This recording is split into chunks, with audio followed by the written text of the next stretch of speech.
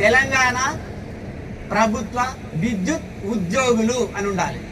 అదే సంస్థలో పనిచేస్తున్నటువంటి వాళ్ళందరినీ పర్మనెంట్ చేయాలి. సమాన పనికి సమాన వేతనం ఇవ్వాలి. రిటైర్మెంట్ బెనిఫిట్స్ ఇవ్వాలి. ప్రమాదంలో చనిపోతే సుమారుగా 50 యాజమాన్యమండి వైఖరి, యాజమాన్యమండి వైఖరి, ప్రభుత్వమండి వైఖరి, ప్రభుత్వం వైఖరి, సమాన పనికి సమాన వేతనం, సమాన పనికి సమాన ఐక్యత, కార్మికుల ఐక్యత.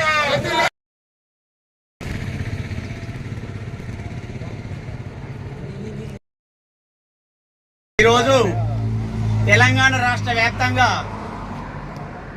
విద్యుత్ సంస్థలో పనిచేస్తున్నటువంటి కార్మికులందరూ కూడా రోడ్డెక్కడం జరిగింది. అన్ని సబ్ స్టేషన్ల ముందు నిరవధిక దీక్షకు దిగిళ్ళు.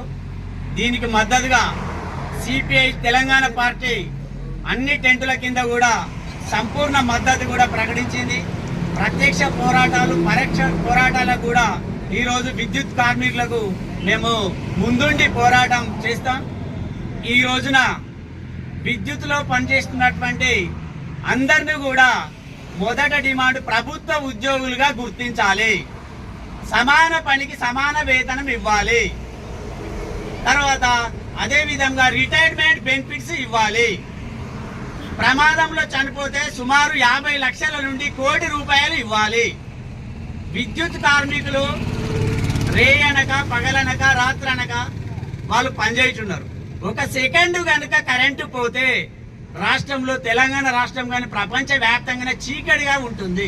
కాబట్టి ఇటువంటి యొక్క విద్యుత్ సంస్థలో పనిచేస్తున్నటువంటి వాళ్ళందరికీ ఈరోజు తెలంగాణలో ఉన్నటువంటి రాష్ట్ర ప్రభుత్వానికి, అదేవిధంగా రాష్ట్ర ముఖ్యమంత్రి రేవంత్ రెడ్డి గారికి ఒకటే మేము విజ్ఞప్తి చెప్తాం. సిపిఐ పార్టీ నుండి ఈరోజు ప్రజాపాలన ప్రభుత్వం అని ప్రజలందరూ కూడా ఈరోజు కేసీఆర్ ప్రభుత్వాన్ని ఓడించి కాంగ్రెస్ ప్రభుత్వాన్ని గద్దెనెక్కించడం జరిగింది.